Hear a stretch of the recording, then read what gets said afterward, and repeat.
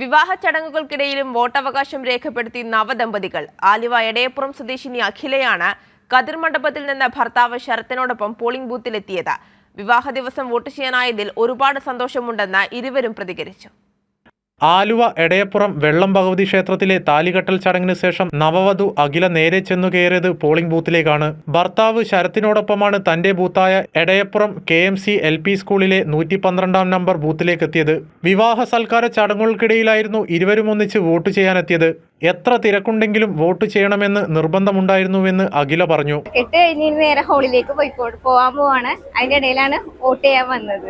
കല്യാണ ദിവസം ആയതുകൊണ്ട് വോട്ട് ചെയ്യണമല്ലോ, അത് ഇമ്പോർട്ടന്റ് ആയതുകൊണ്ടാണ് അതിനൊപ്പം കയറിയത്. പിന്നെ ജനാധിപത്യത്തില് ഒരു വോട്ട് ചെയ്യേണ്ടത് ഓരോ പൗരന്റെ കടമയാണ്.